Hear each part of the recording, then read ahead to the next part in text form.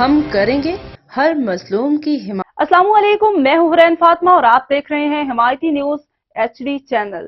نظر ڈالتے ہیں آج کی اہم خبروں پر۔ CPO سید خالد ہمدانی کی ہدایت پر راولپنڈی پولیس کا منشیات فروشوں کے خلاف کریک ڈاؤن جاری ہے۔